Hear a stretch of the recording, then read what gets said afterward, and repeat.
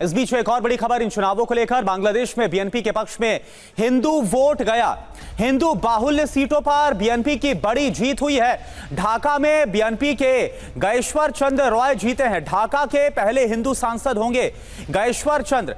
देखिए, जब से शेख हसीना का जाना हुआ, जब से उनको कुर्सी से हटाया गया, इसके बाद से हमने देखा कि किस तरह से लगातार हिंदुओं के खिलाफ अत्याचार, उनकी हत्याएं, हिंसा का दौर देखने को मिल रहा था। खास तौर पर जमात इस्लामी और कई ऐसे वहां पर संगठन थे जिनका सपोर्ट मिल रहा था, जो लगातार हिंदुओं के खिलाफ काफी उग्र नजर आ रहे थे। और यही वजह है कि अभी सिर्फ विकल्प के तौर पर ऐसा लग रहा है कि हिंदुओं के पास वहां पर बीएनपी ही थी और ये वोट बीएनपी के पास गया। लेकिन क्या हिंदू वोट से बनी बीएनपी सरकार? क्योंकि तारिक रहमान की जीत के समीकरण को समझना जरूरी है। जहां बांग्लादेश में करीब 9% हिंदू वोटर है और 1 करोड़ हिंदू मतदाताओं ने बाजी को पलट दिया है। एक और बड़ी बात, हिंदू बाहुल्य 36 सीटों पर बीएनपी ने जीत हासिल की है। अभी तक अवामी लीग को ही वोट देते थे, जबकि इस बार अवामी लीग चुनाव से बाहर थी। हिंदू मतदाताओं ने बीएनपी को वोट दिया है। आपको बता दें, ज़मान आंटी हिंदू हमलों के लिए बदनाम है और ऐसे में बड़ा सवाल यही कि क्या बीएनपी सरकार में हिंदुओं पर हमले बंद होंगे और क्या बांग्लादेश में कट्टरपंथियों पर अंकुश लगेगा। लेकिन इस बीच बांग्लादेश चुनाव में जमकर हिंसा को लेकर एक खबर है। 14 अलग अलग इलाकों में हिंसा। इसी हिंसा में 72 से ज्यादा लोगों के घायल होने की खबर है। नोआखली के हटिया में 31 लोग घायल हुए हैं।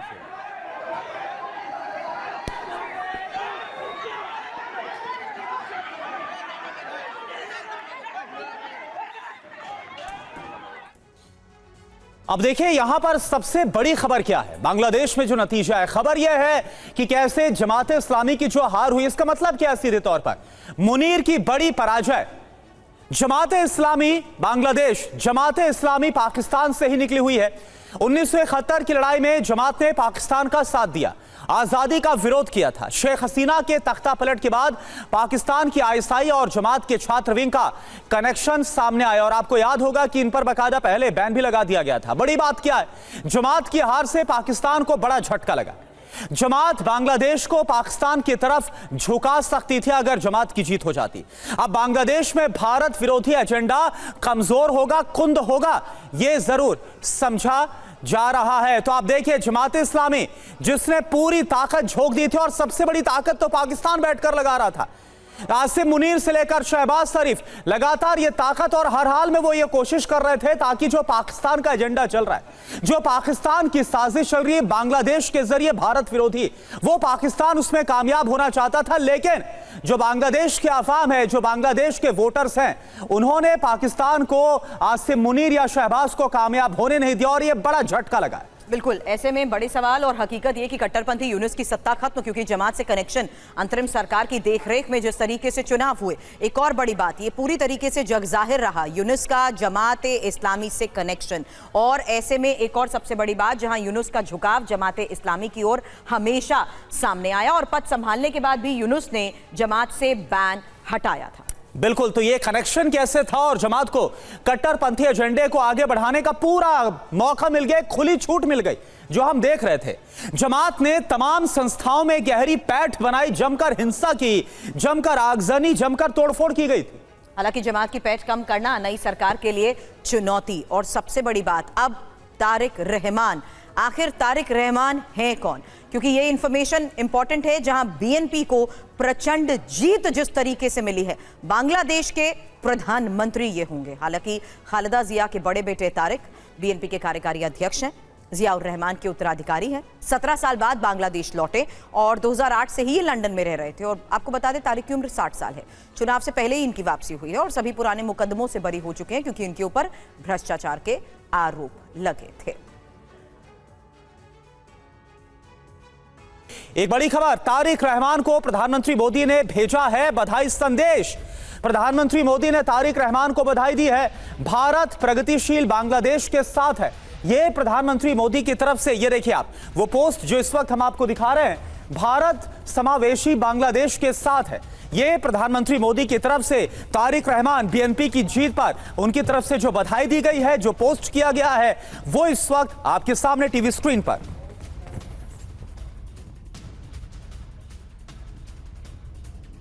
और बड़ी खबर यह भी है कि करारी हार से बौखला चुकी है कट्टरपंथी जमात, जहां मुनीर के कठपुतली शफीकुर रहमान के पसीने छूट गए।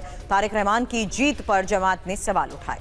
जमात प्रमुख शफीकुर रहमान के आरोप, कुछ सीटों पर नतीजों में धांधली की गई है, नतीजों में हेरा फेरी की गई है, चुनाव परिणामों की घोषणा में देरी हुई है। सहयोगी मनीष झा इस वक्त हमें ज्वाइन कर रहे हैं। मनीष, बीएनपी की इस जीत के फैक्टर को देखते हुए हिंदू वोटर्स का मतलब समझाइए। ये सवाल आपसे इसलिए कर रही हूं क्योंकि इस जीत के साथ साथ बहुत सारे बड़े संकेत भी गए हैं। ऐसे में भारत को इस जीत से क्या फायदा? करुणा ने थोड़ी देर पहले इन्हीं फैक्टर्स का जिक्र किया, लेकिन बीएनपी की इस जीत में हिंदू वोटर्स कितने इंपॉर्टेंट? देखिए, सबसे पहले तो यही कहा जा सकता है कि फिंगर क्रॉस वाली स्थिति है, यानी कि अभी देखना होगा, क्योंकि बहुत ज्यादा निश्चिंत होकर नहीं रहा जा सकता है। पहले बीएनपी का दौर हम सब ने देखा था। ये बात सही है कि उसकी तुलना में मोहम्मद यूनुस का कार्यकाल ज्यादा घृणास्पद रहा अल्पसंख्यकों के लिए या भारत को लेकर, विदेश नीति को लेकर। तो इसीलिए हमें तारिक रहमान और बीएनपी ज्यादा बेहतर ऑप्शन अभी दिख रहा है। अच्छा। हाँ, एक बात जरूर है कि भारत ने जिस तरह से आउटरीच किया था बीएनपी के साथ, तारिक रहमान के साथ, खालिदा जिया की देहांत के बाद विदेश मंत्री गए थे, मिले थे, तो उम्मीद की जानी चाहिए कि इन सब का एक फायदा मिलेगा। और इन सब से बढ़कर कुछ भी हो, एक डेमोक्रेटिक प्रोसेस से चुना हुआ, आखिरकार ढाका में किसकी सरकार बनेगी ये तो बांग्लादेश की जनता ही तय कर सकती है। और उन्होंने एक अपना जनादेश दिया है, बीएनपी बनी है। बीएनपी को भी एहसास है कि लोगों की उम्मीदें अब उनसे होगी, अब वो बहुत सारी बातों को लेकर किसी और को ब्लेम नहीं कर सकते। लेकिन मुझे ये लगता है कि अगर तारिक रहमान पर ज्यादा दबाव बना जमात के कट्टरपंथी लोगों का, क्योंकि जमात भी काफी पावरफुल हो चुकी है, तो वैसी स्थिति में क्या कहीं वो भी मोहम्मद यूनुस वाले रास्ते में तो नहीं चले जाएंगे। और अगर एक बार वो शुरू हो गया तो फिर क्या, तारिक रहमान के पास एक अभी काफी समय है, उनके पास एक भविष्य में एक बड़ा लंबा पॉलिटिकल कैरियर है। अगर वो भारत के साथ एक बेहतर संतुलित संबंध रखते हैं तो ये बांग्लादेश के और उनके लिए भी हित में होगा। लेकिन अगर वो ऐसा नहीं करते हैं तो फिर बांग्लादेश को जो एक नकारात्मक दिशा में जा चुका है, उससे जाने से कोई नहीं रोक सकता। तो अगले कुछ समय काफी इंपॉर्टेंट है, भारत के दृष्टिकोण से भी, अल्पसंख्यक हिंदुओं के दृष्टिकोण से भी, और वैश्विक राजनीति के दृष्टिकोण से भी बांग्लादेश के परिप्रेक्ष्य में। बिल्कुल मनीष, और जो हिंदू जो कि इस वक्त वहां पर अल्पसंख्यक के तौर पर करीब 7 से 8% की आबादी है, और शेख हसीना यानी अवामी लीग का ही एक जो समावेशी रुख है वो नजर आता था, लेकिन इसके बाद लगातार हिंसा। अभी के लिए आपका बहुत बहुत शुक्रिया मनीष इस पूरी जानकारी के लिए।